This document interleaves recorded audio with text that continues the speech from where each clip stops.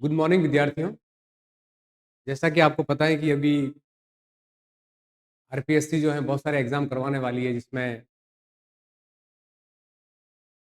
खास करके college lectures का एग्जाम जो है वो आपके होने वाला है। और उसमें केवल राजस्थान का जीएस आएगा। उसके अलावा भी बहुत सारे एग्जाम जो है राजस्थान पीएससी करवाने वाली है आगामी वर्ष में। और आगामी वर्ष में बहुत सारी भर्तियां भी आने वाली है, फर्स्ट ग्रेड से लगाकर रीट से लगाकर सेकंड ग्रेड से लगाकर बहुत सारी भर्तियां आने वाली है। और इसी को ध्यान में रखते हुए हम आज जो है भारत के संविधान के जितने भी भाग हैं उन पर अपन डिस्कस करेंगे। मूल संविधान बना तब संविधान में कितने भाग थे, और जब संविधान वर्तमान समय में संविधान में कितने भाग, इन बातों पर हम चर्चा करेंगे। सबसे पहले तो मैं आपको ये जानकारी दे दूं कि हम दुनिया के उन देशों में हैं जहां पर संविधान जो है वो एक संविधान निर्मात्री सभा द्वारा बनाया गया है। ऐसे बहुत बहुत कम देश है जहां पर संविधान निर्मात्री सभा द्वारा संविधानों का निर्माण किया गया है। और इस संविधान निर्मात्री सभा का जो विचार दर्शन है वो सबसे पहले एम एन रॉय ने दिया था कि भारत का संविधान भारतीयों द्वारा बनाया जाए और उसके लिए एक संविधान निर्मात्री सभा का गठन किया जाए वयस्क मताधिकार के आधार पर। यद्यपि ये संविधान निर्मात्री सभा वयस्क मताधिकार के आधार पर गठित नहीं की जा सकी, लेकिन एम एन रॉय ने जो विचार दिया उसी विचारों को ध्यान में रखते हुए हम एक संविधान निर्मात्री सभा का गठन जो है वो कैबिनेट मिशन योजना के तहत किया गया। और उस संविधान निर्मात्री सभा ने 2 वर्ष 11 माह और 18 दिन की मेहनत करके इस गणराज्य के लिए एक संविधान का निर्माण किया। तो ज़्यादा समय नहीं लेते हुए हम डिस्कस करते हैं सबसे पहले संविधान के भागों पर। जब बनाया गया तब मूल संविधान के अंदर कुल 18 भाग थे और 8 जो है शेड्यूल थे, जिसको हम कहते हैं अनुसूचियां। इनकी संख्या 8 थी। ये मूल संविधान की हम बात करते हैं जब संविधान बना इस देश के। और संविधान के अंदर कुल 395 आर्टिकल थे। कई बार एग्जामिनर सवाल पूछता है कि संविधान में कितने आर्टिकल हैं, तो आपको 395 ही लिखने हैं। यद्यपि बहुत सारे नए आर्टिकल जो है वो जुड़ गए हैं, इसकी संख्या शायद 445 के आसपास हो चुकी है, लेकिन आपको यही लिखने हैं क्योंकि जो भी आर्टिकल जोड़े गए इसी के अंदर जोड़े गए हैं, अलग से कोई एडिशन नहीं किया गया है। इसलिए आर्टिकल की संख्या आज भी 395 ही मानी जाती है। लेकिन संविधान के भाग जो हैं वो बदले जा चुके हैं। संविधान के अब भाग जो है इनकी संख्या 22। और शेड्यूल जो है, पहले इनकी संख्या मूल संविधान में 8 थी और अब जो है शेड्यूल की संख्या जो है वो कुल आपके हो गई है 12। आपने पढ़ा भी होगा कि 10वीं अनुसूची, 11वीं अनुसूची और 12वीं अनुसूची जो है संविधान में बाद में जोड़ी गई।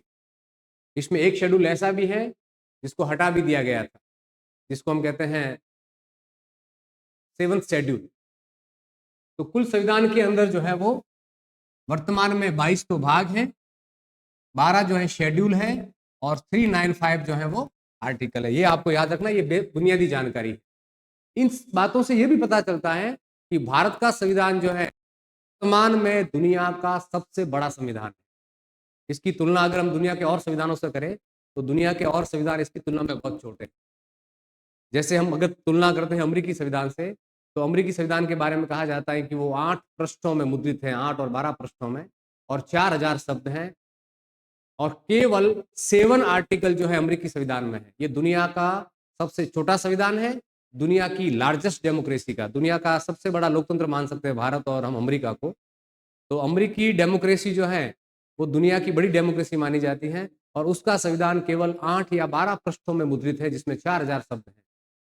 चाइना के संविधान से हम तुलना करें, फ्रांस के संविधान से हम तुलना करें, तो भारत का संविधान वर्तमान में और जब ये बनाया गया तब दुनिया के सभी संविधानों में सबसे बड़ा संविधान था और आज भी ये है।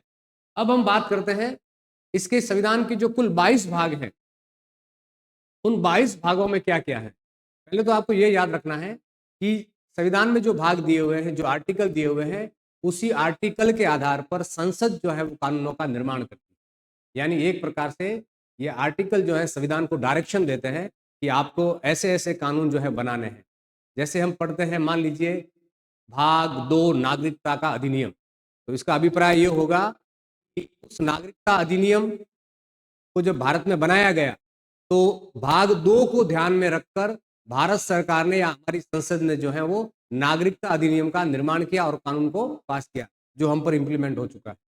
तो हम बात करते हैं समय न लेते हुए सबसे पहले भाग फर्स्ट की।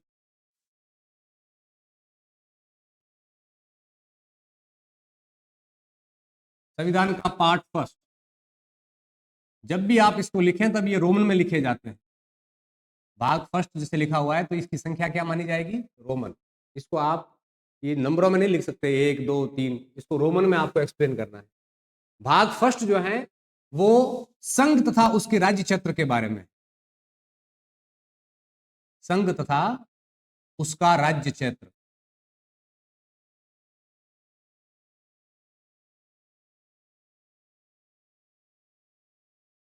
अब एक बात आपको पता है कि दुनिया में भारत जो है वो यूनियन स्टेट्स है, जिसको हम कहते हैं राज्यों का संघ। भारत क्या है? राज्यों का संघ। और अमेरिका को कहा जाता है फेडरेशन। इन दोनों में बहुत बड़ा अंतर है। भारत संघ राज्य भी है और उसका क्या है, इसके अंदर राज्य क्षेत्र भी है। इन दोनों में एक फर्क है। राज्यों के संघ का अभिप्राय यह है कि हमने जब अपना संघ बनाया तो इसका मॉडल हमने कहां से लिया? हमने मॉडल लिया कनाडा से। 1867 में ब्रिटिश सरकार के पास कनाडा था और उन्होंने कनाडा के अंदर इस अधिनियम के तहत एक संघ राज्य की स्थापना की थी। इसी पैटर्न को अपनाते हुए भारत के अंदर भी कनाडा के आधार का एक मॉडल हमने अपनाया, फेडरेशन का मॉडल, जिसका नाम था राज्यों का संघ। इसका अभिप्राय यह हुआ, यहां पर राज्य जो है वो समाप्त किए जा सकते हैं। राज्यों को क्या किया जा सकता है? लेकिन संघ को समाप्त नहीं किया जा सकता है। संघ को समाप्त नहीं किया जा सकता है, इसलिए इसे कहा जाता है विनाशी राज्यों का अविनाशी संघ। यानी भारत को क्या कहा जाएगा इस पैटर्न के आधार पर? विनाशी राज्यों का, विनाशी राज्यों का अविनाशी संघ। इसका अर्थ है कि हमारे यहां राज्यों को समाप्त किया जा सकता है संघ के द्वारा। और बड़ा ताज्जुब की बात तो यह है कि जब भारत संघ सरकार किसी राज्य के नाम में, क्षेत्र में और सीमा में परिवर्तन करती है तो वो संविधान संशोधन नहीं माना जाता, वो एक प्रकार से साधारण संशोधन माना जाता है। और इसमें केवल राज्यों से पूछा जाता है, उसकी सहमति लेना और उसके अनुसार उसको लागू करना ये भी जरूरी नहीं है। इसका मतलब हमारा जो पैटर्न है वो लगता तो संघात्मक है, लेकिन मूल रूप से इसका जो कार्य करने का तरीका जो है वो एकात्मक है। ऐसा है एकात्मक या केंद्रीकरण वाला, कि यहां शक्तिशाली कौन है? मूल रूप से यहां शक्तिशाली कौन है? संघ। जबकि अमेरिका के अंदर, अमेरिका है फेडरेशन, यहां पर राज्य भी उतने ही शक्तिशाली है जितना संघ शक्तिशाली है। जैसे अमेरिका में 50 राज्य हैं, आप अमेरिकी फ्लैग का अध्ययन करें तो वहां 50 स्टार्स है, वैसे अभी 52 स्टार्स होंगे, 2 राज्य और हैं, लेकिन फिर भी अमेरिका में 50 राज्य माने जाते हैं। और इन 50 राज्यों के अपने झंडे बने हुए हैं, फ्लैग्स बने हुए हैं। और इन 50 राज्यों के अपने अलग से संविधान है। अलग से क्या है? 50 राज्यों के अपने संविधान। और संविधान में जब कोई भी संशोधन करना होगा तो 2/3 राज्यों के अनुसमर्थन के बिना वहां की संघ सरकार संविधान में संशोधन नहीं कर सकती। इसका अर्थ यह है कि अमेरिका में राज्य भी उतने ही शक्तिशाली हैं जितना अमेरिका में संघ शक्तिशाली है। दूसरा, अमेरिका के अंदर राज्यों को बिना राज्य की परमिशन के समाप्त नहीं किया जा सकता। यानी जैसे भारत में अगर किसी राज्य के नाम को बदलना है, उसकी सीमा को बदलना है और उसके अगर एरिया को बदलना है तो ये काम संघ सरकार बड़ी आसानी से कर सकती है। और अगर अमेरिका में अगर किसी राज्य के नाम में परिवर्तन करना है, उसकी सीमा में परिवर्तन करना है, उसके एरिया को घटाना या बढ़ाना है, तो बिना उस राज्य की परमिशन के ऐसा नहीं हो सकता। इसलिए अमेरिका को कहा जाता है अविनाशी राज्यों का अविनाशी संघ।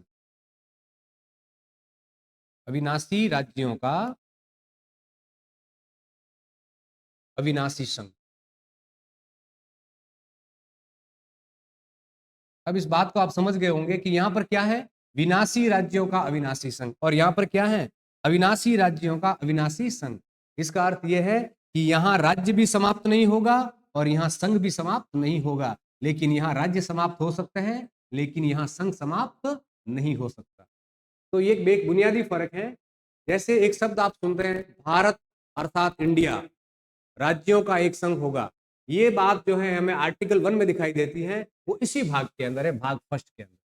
भाग फर्स्ट का विस्तार जो है आर्टिकल 1 से लगाकर आर्टिकल 4 तक, ये संविधान का पहला भाग, और इसी के अंदर हमारे राज्य क्षेत्र का भी उल्लेख है और संघ क्षेत्र का भी उल्लेख है। वैसे आपको पता होगा भारत में एक तो राज्य है और एक संघ राज्य क्षेत्र है, जिसका प्रशासन जो है राष्ट्रपति द्वारा चलाया जाता है, उपराज्यपाल के माध्यम से, आयुक्त के माध्यम से या प्रशासक के माध्यम से। और ये जो शेड्यूल है कभी घटता बढ़ता रहता है। जैसे अभी पहले इसमें संख्या थी 7, वापस इसको मेंटेन किया गया। जम्मू कश्मीर राज्य जो था, जम्मू कश्मीर का विभाजन कर दिया गया और विभाजन करके जम्मू कश्मीर से जो है 2 राज्य बना दिए गए, एक जम्मू कश्मीर और एक बना दिया गया लद्दाख। अब इनका जो ये जो है वो भाग फर्स्ट फर्स्ट के अंदर राज्य क्षेत्र में नहीं है, अब ये किस में आ जाएंगे, आपके संघ राज्य क्षेत्र में आ जाएंगे। और विशेषता यह है कि जम्मू कश्मीर राज्य भारत का वो राज्य होगा जिसकी अपनी विधानसभा होगी। इससे पहले 2 राज्य ऐसे हैं भारत में, एक दिल्ली जो संघ राज्य क्षेत्र होते हुए भी उसकी अपनी क्या है, एक विधानसभा, जिसके मेंबरों की संख्या 70 है। यानी कुल मिलाकर जम्मू कश्मीर के अलावा भी 2 राज्य ऐसे हैं, दिल्ली और एक पुदुचेरी, इसकी भी अपनी विधानसभा है। और अब तीसरा संघ राज्य क्षेत्र होगा जम्मू और कश्मीर, जिसकी अपनी क्या होगी, विधानसभा होगी। यानी भारत में वे संघ राज्य क्षेत्र जिसकी अपनी विधानसभाएं हैं, उसमें एक तो है आपकी दिल्ली, दूसरा है पुदुचेरी और तीसरा है जम्मू और कश्मीर। और आपको पता होगा कि इन तीनों जगहों पर उपराज्यपाल का पद भी है, दिल्ली में भी है, पुदुचेरी में भी है। और इसके लिए ये जो केंद्र शासित प्रदेश हैं, इनका प्रशासन जो है वो राज्यों की तरह नहीं चलाया जाता, ना ही इन्हें राज्य माना गया है। केवल राष्ट्रपति के चुनाव में मतदान करने के लिए, इनकी विधानसभा राष्ट्रपति चुनाव में मतदान करती है, उस समय इन्हें राज्य का स्टेटस दिया गया है, लेकिन मूल रूप से वे राज्य नहीं है, वे भारत के केंद्र शासित प्रदेश है।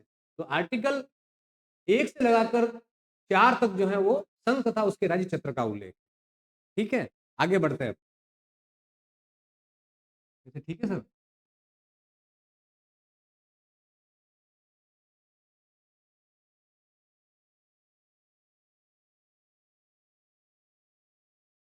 दूसरा हम बात करते हैं भाग 2, बहुत महत्वपूर्ण भाग है। इस भाग के अंदर हमारे संविधान के अंदर नागरिकता का उत्पन्न, इसको हम कहते हैं सिटीजन का भाग, नागरिकता का उपबंध या नागरिकता का भाग है ये। इसमें नागरिकता का उपबंध, उपबंध संबंधी। अब ध्यान रखिए आप, जैसे ये भाग आ गया, इसमें जो डायरेक्शन दी गई है, इसमें डायरेक्शन दी गई है आर्टिकल 5 से शुरू होता है, ये आर्टिकल 11। अब आप याद रखना, ये अधिनियम है, इसी के आधार पर संसद द्वारा कानून बनाए जाते। तो भाग ये तब लागू होगा जब संसद इसके माध्यम से देश में क्या बनाएगी, कानून बनाएगी, और सरकार उसको क्या करेगी, लागू करेगी। वो कानून कैसे बनाए जाएंगे, उसकी जो गाइडलाइन है वो पार्ट 2 से हमें मिलेगी। और पार्ट 2 किसका है, नागरिकता। अब जो भी भारत में लागू है नागरिकता अधिनियम, या अभी 2015 में उसमें अमेंडमेंट हो चुका है, 2019 में उसमें अमेंडमेंट हो चुका है, नागरिकता अधिनियम 2019 में बदला जा चुका है, 15 में बदला जा चुका है। ओवरसीज नागरिकता का प्रावधान कर दिया गया है, जो भारतीय नागरिक विदेशों में रह रहे हैं उसको भी नागरिकता दी जाएगी या उनको मतदान का अधिकार दिया जाएगा। तो ये सब प्रावधान जो है, या संसद जो काम करेगी नागरिकता के बारे में, किस प्रकार से आपकी नागरिकता अर्जित होगी, किस प्रकार आपको नागरिकता से वंचित किया जा सकता है, जैसे जन्म के आधार पर नागरिकता, विवाह के आधार पर नागरिकता, मूल वंश, आपका पिता या माता या माता या माता माँ अगर कोई भारत की नागरिक है तो आपको नागरिकता दी जाएगी। आप मान लीजिए भारत में 15 साल निवास करते हैं या 10 साल निवास करते हैं, तब आपको नागरिकता दी जाएगी। या कोई व्यक्ति आवेदन करता है लंबे समय तक यहाँ रहने के बाद, जैसे एक नाम सुना होगा आपने, अदनाम सामी का, जो पाकिस्तानी मूल के कनाडाई नागरिक थे, उन्होंने भारत की नागरिकता के लिए आवेदन किया क्योंकि वो लंबे समय तक भारत में रहे, फिल्म इंडस्ट्री से जुड़े हुए रहे, तो भारत सरकार ने उन्हें नागरिकता जो है वो प्रदान की, तो अब वो भारत के नागरिक हैं। तो जो उनको जो नागरिकता मिली वो मिली नागरिकता अधिनियम से। और वो अधिनियम जो बना वो बना कौन से भाग से? भाग 2 से। तो भाग 2 जो है 5 से लगाकर 11 तक किसका ओपन करता है? नागरिकता।